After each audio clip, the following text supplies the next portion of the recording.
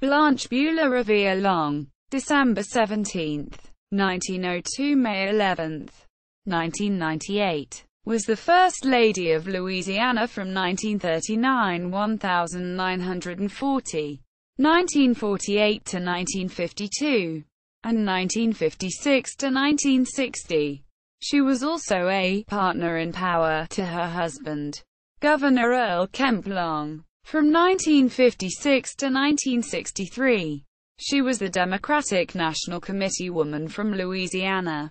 Thereafter, in 1963–1964, she was the campaign manager of Democratic gubernatorial candidate John Julian McKeithen, the presumed heir to Earl Long. Mrs. Long was born in Covington in St. Tammany Parish, across Lake Pontchartrain from New Orleans, to Robert H. Revere and the former Beulah Talley. The Reveres were a lower-middle-class family, and Blanche was a public stenographer at the Hotel Monteleone in New Orleans. She married Earl Long on August 17, 1932. They had no children. Mrs. Long was protective of her several sisters and her only brother. She helped him to obtain and maintain state employment in Baton Rouge. Blanche Long's political persona, according to former Lieutenant Governor and Superintendent of Education William J. Bill Dodd, Blanche Revere was, in her young years, a true beauty, and she was just as intelligent as she was good-looking. In her political days, her personality came across as either soft and sweet or blue steel and cold, depending not so much on how she felt, but on what the situation demanded. Quote, in his Pea-Patch Politics, the Earl Long era in Louisiana politics, Dodd, a keen observer of state political developments, declared Miss Blanche, as most addressed her, a major factor in Governor Earl Long's political life. Miss Blanche knew as much about the mechanics of politics as her husband. In many ways she complemented Earl's qualities. Together they made a unique political team. Miss Blanche, a better judge of people, recognized con artists and phonies more quickly than Earl. She also handled them better. She saved Earl from many mistaken appraisals of people and subsequent errors in the treatment of them. Miss Blanche was motivated by as strong a desire to become the First Lady of Louisiana as Earl was to become its governor. Quote, Dodd found that Mrs. Long had influence on Earl Long that he didn't recognize. She knew how to get to him to do what she wanted. Sometimes Earl would just let her have her way to shut her up, but she was a power in his administration, and every appointee and favor-seeking person soon learned that and acted accordingly. I tried to stay in her good graces, but she chose her political friends, and I never got on her favored list. She was not highly educated, nor was she a philosophical thinker. She looked at problems as an engineer or a lawyer would, usually solving them correctly, but always in her and Earl's favor. She wasn't solid oak or mahogany, but her veneer was stained smooth, double thick, and never cracked, even under the most extreme stress. Managing the 1948 gubernatorial campaign. In the 1947–1948 Earl Long gubernatorial comeback, when Dodd was seeking the lieutenant governorship, Blanche Long ran the state campaign headquarters from the Higgins Building in New Orleans. Dodd said that she kept about 100 volunteer workers happily and effectively working 12 to 16 hours a day. They got the literature out, arranged for millions of cards and circulars to be printed and mailed, and took care of our speaking dates out in the state and on radio. No business was ever operated more smoothly or effectively than Miss Blanche ran Earl's campaign headquarters. The workers and the public loved her and worked for her. Quote, Dodd said that he was never on Mrs. Long's favored list because he had gubernatorial ambitions of his own, and Earl and Blanche Long did not want another potential governor to come from their own faction. Earl Long felt that he would gain nothing if one of his weaker lieutenants were to be elected governor. He always wanted to head the Long faction, both as governor and as former governor-in-waiting. The terrible fight with Earl. In 1959, Mrs. Long angered her husband when she purchased land near the little-known Hot Wells Resort in northern Rapides Parish. Moreover, she built a mansion on Capitol Lake in Baton Rouge right behind the new governor's mansion, which the pair would vacate in 1960 because Earl Long was again term-limited by the Louisiana Constitution, a restriction which John McKeithen got changed in 1966 through his Amendment 1. Earl Long was furious that Blanche bought the properties without telling him, and he also feared outrage from some of his supporters who did not know that the Longs were wealthy enough to purchase such properties. Later that year, Long gave a speech defending the right of blacks to register to vote. Coincidentally, at that time, Mrs. Long had her husband committed to the John Seeley Mental Hospital in Galveston, Texas, for an alleged mental breakdown.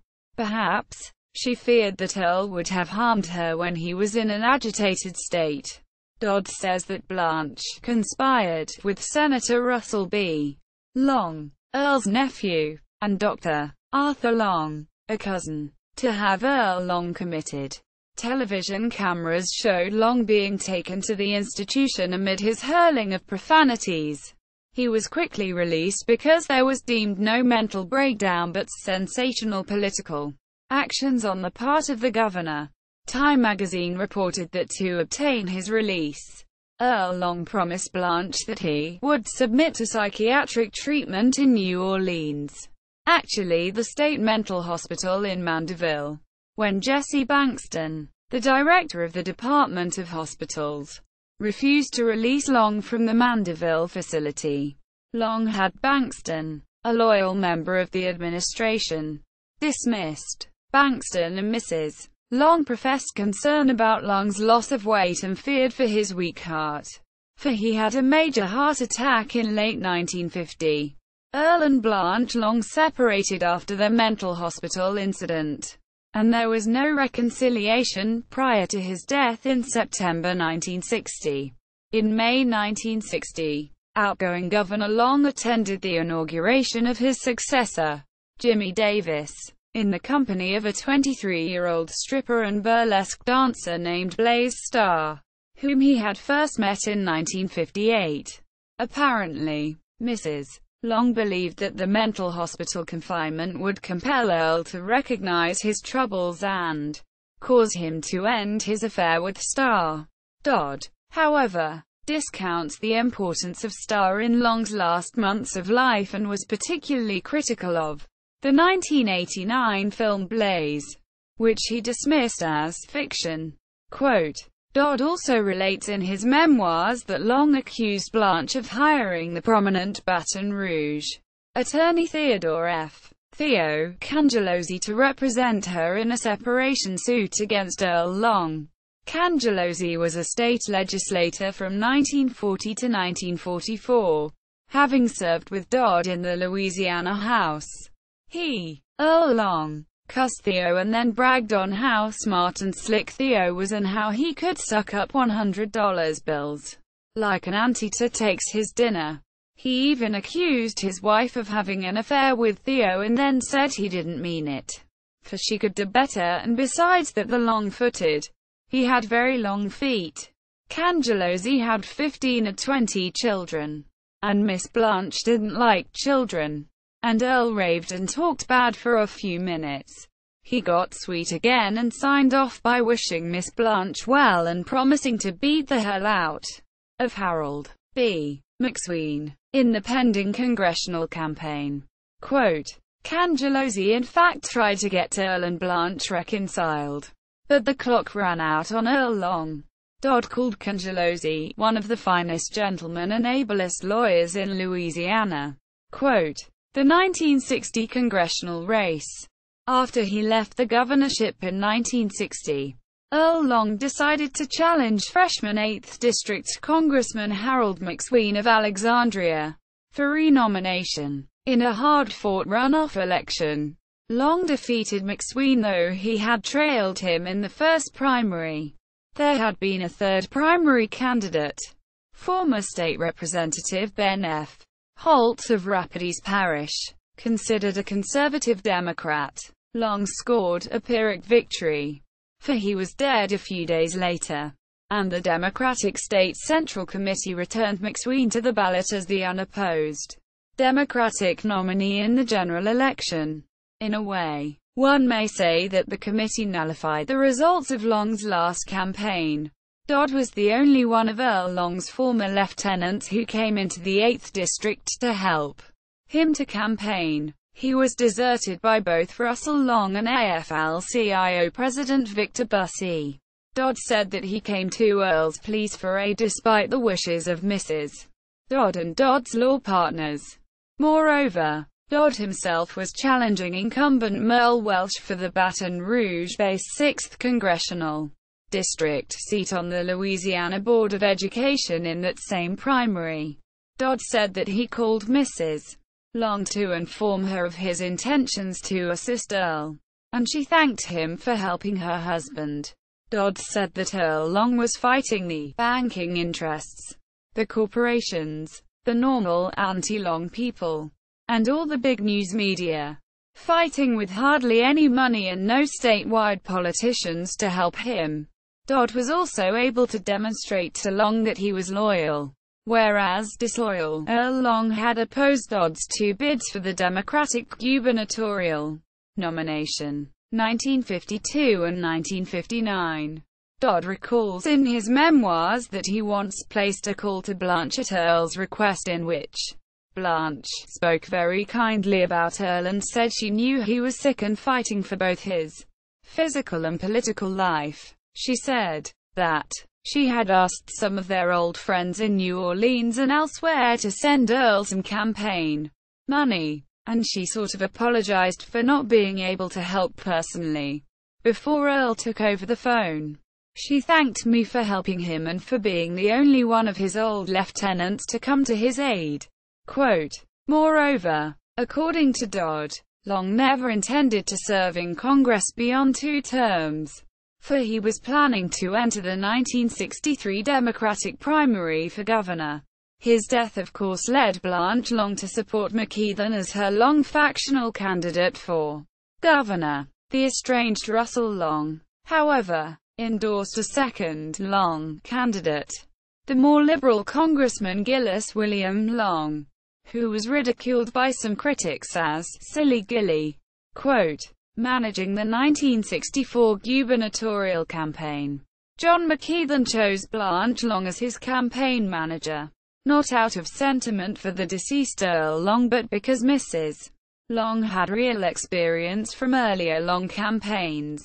In the McKeithen campaign, Blanche Long recruited an old friend, Mary Evelyn Dickerson Parker, to deliver speeches extolling McKeithen and excoriating his chief Democratic foe, former New Orleans Mayor de Lesseps Story Morrison. Sr. Mrs. Long proved successful in getting the governorship for McKeithen, whom she had known since 1948, when he came to Baton Rouge as a young legislator from Caldwell Parish.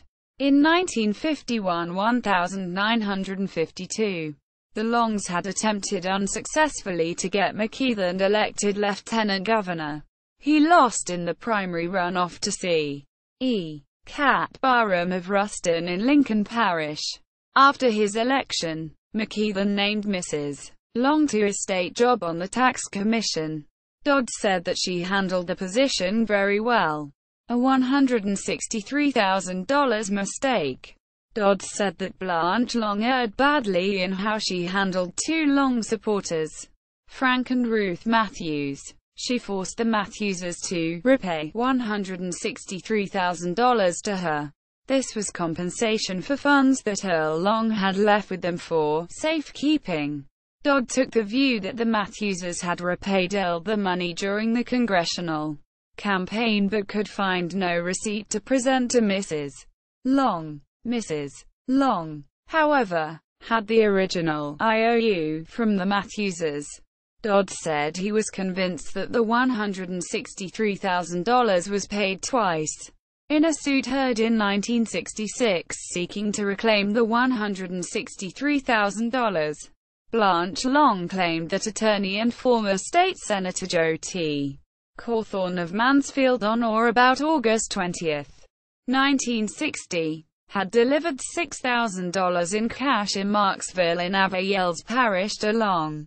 This was 2 weeks before Long won his congressional race against Harold B. McSween but died before he could claim the seat. Blanche Long's legacy. Mrs. Long was living in Metairie in Jefferson Parish at the time of her death at the age of 95.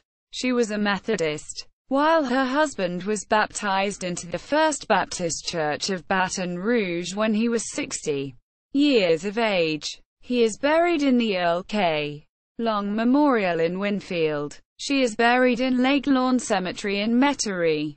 Bill Dodd, who was 7 years Mrs. Long's junior and died 7 years before she did, summed up her career in his memoirs. What she thought about governmental philosophies or forms, I do not know, but she understood and practiced practical politics better than any man I've ever known, except her husband, Earl Long. Quote, politicalgraveyard.com. William J. Bill Dodd. Pea-Patch Politics. The Earl Long Era in Louisiana Politics. Baton Rouge. Clerters Publishing. 1991.